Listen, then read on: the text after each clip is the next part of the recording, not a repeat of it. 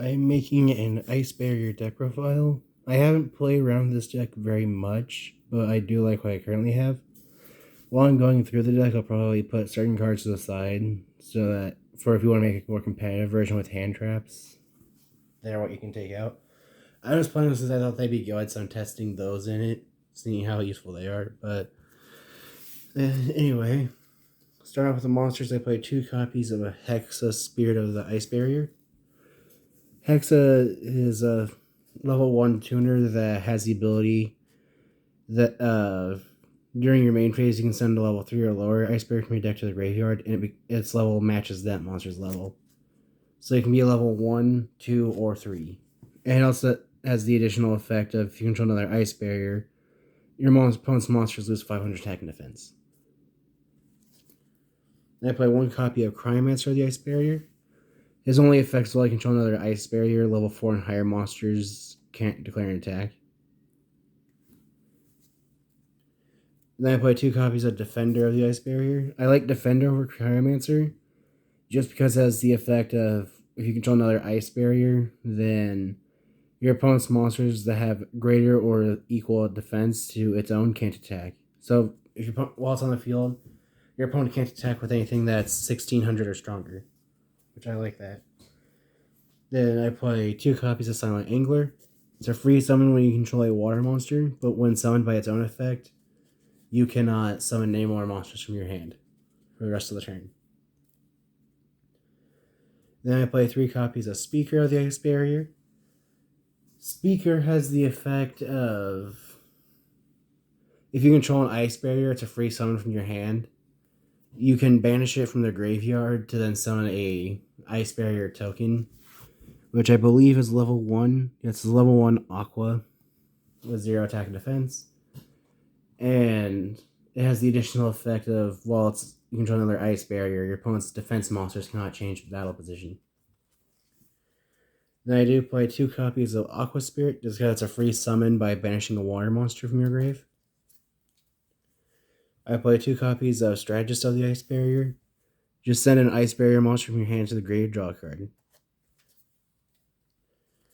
Then probably the best starter in the entire deck, 3 copies of Revealer of the Ice Barrier. While you control another Ice Barrier monster, your opponent's not allowed to tribute summon. Not very many decks that's good against. But it has the effect of we can send any card from your hand to the graveyard to then special summon an Ice Barrier tuner from your deck. However, when you use this effect, you can only summon water monsters. You cannot special summon monsters for the rest of the turn except water. And if a card to be sent from your hand or field to the grave, you can banish Revealer instead to activate that effect of an Ice Barrier. Then moving on to the ones that aren't normal summons, usually. 3 copies of General Wayne of the Ice Barrier. He's a free summon if you control an Ice Barrier monster and your opponent controls a monster. And if he's normal or special summoned, you can add 1 Ice Barrier spell or trap from your deck to your hand. And you can only use each of his effects once per turn. Then, these next 2 I probably wouldn't play if I was trying to play it competitively, but that would be General Grenard of the Ice Barrier and Medium of the Ice Barrier. The only reason I would take these 2 out is because they're high level and they're not really going to be summoned hardly ever.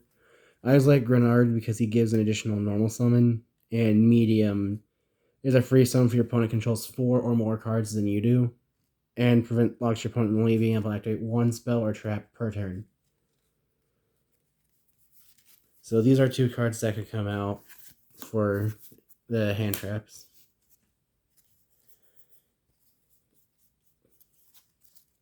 And other things you can take out would be Cryomancer and Strategist as well.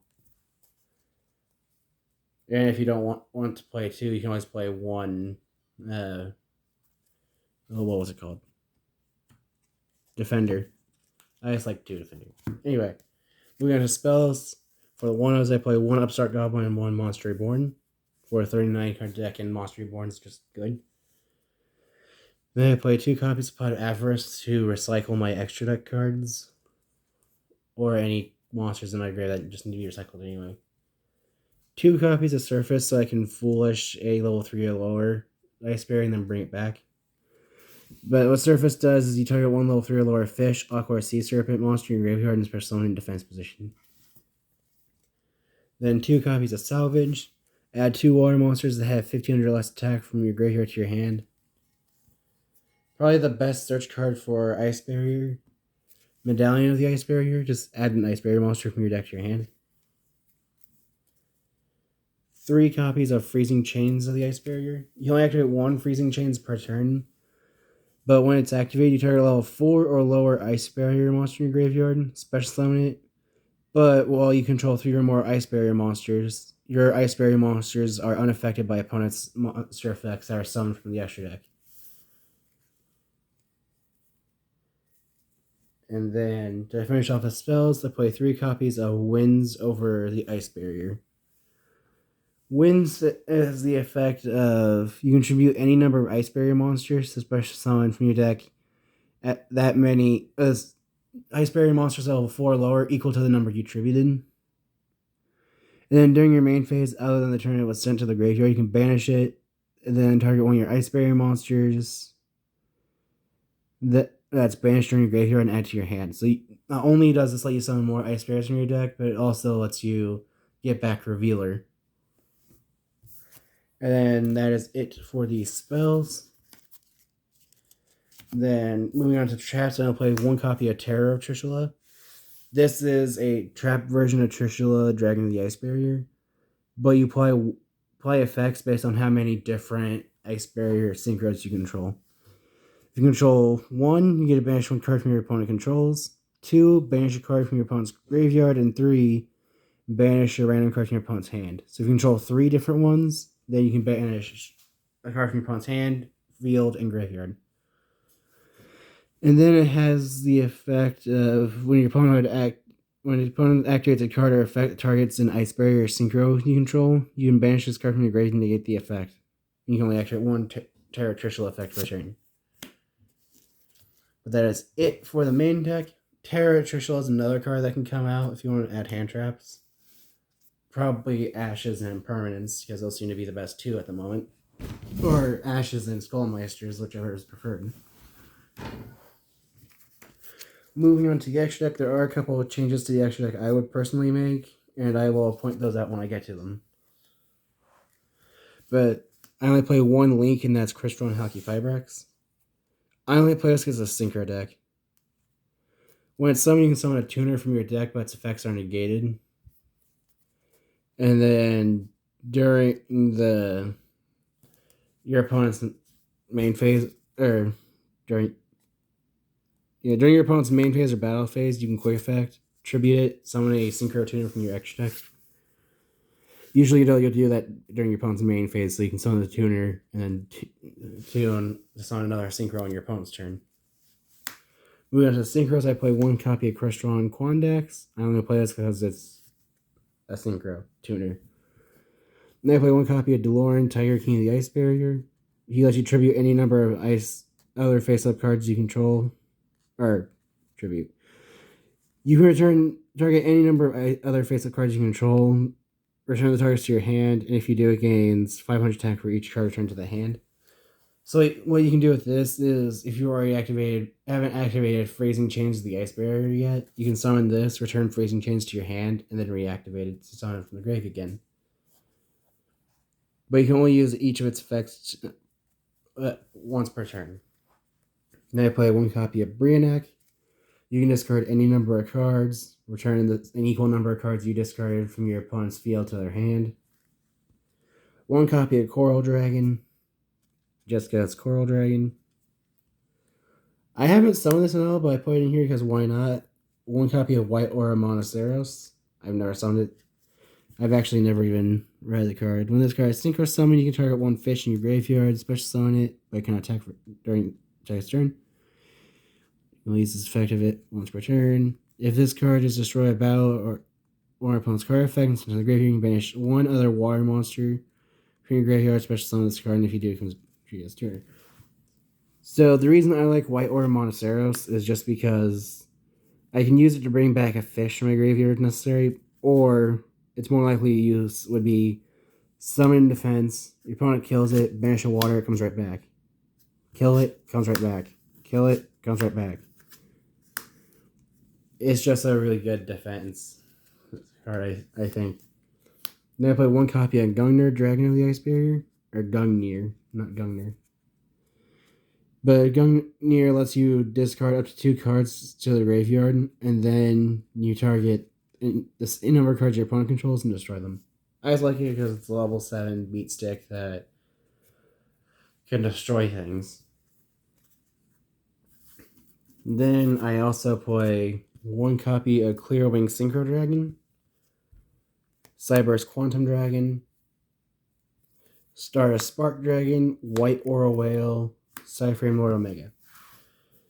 Clearwing has 2 effects where it can negate the accurate effect of an opponent's monsters level 5 or higher, and it can also negate the effect of a card or effect that would target it. And if it does, that card is destroyed. And if it's destroyed by its effect, Clearwing then gains that monster's attack points, if it was a monster. I don't remember which one. But Cyber's Quantum Dragon gets 2 attacks. One control link monster your opponent cannot target monsters you control for attacks except for this. And your opponent cannot target monsters you control with card effects except for Quantum Dragon. But Quantum Dragon has the effect at start of the damage step once per turn. If it battles an opponent's monster, you can return that opposing monster to the opponent's hand. Star Spark Dragon has the effect of it can target one face-up card in the field, or one card you control. Once per turn in this turn, it cannot be destroyed by battle card effects. So it's just there for protection purposes, but I would replace Star Spark Dragon with Borload Savage Dragon. Then I play White Aura Whale. White Aura Whale has the effect when it's synchro summons to destroy all your opponent's attack position monsters. It gets 2 attacks during each battle phase. If it does piercing, and then if it would be destroyed by battle or card effects sent to the graveyard, you can banish the water, bring it back, and straight as a tuner. So White Aura Whale, again, has good defensive and offensive capabilities in this deck, so I like it. Then I also play one Omega, just because Omega. Because of if you're defending yourself with the White Aura monsters, then Omega can put your water monsters back, so you have more waters to banish with later. Also, it's Omega, so why not? And then to finish off the extra deck, I play one copy of Trishula, Dragon of the Ice Barrier. When it is synchro summon, you can banish up to 1 card each from your opponent's hand, field, and graveyard. And then if it's in the hand, it's chosen at random. And then I play 2 copies of Trishula, Sub-Zero, Dragon of the Ice Barrier. This Trishula has the effect of when it's synchro summoned, you can banish up to 3 cards your opponent controls.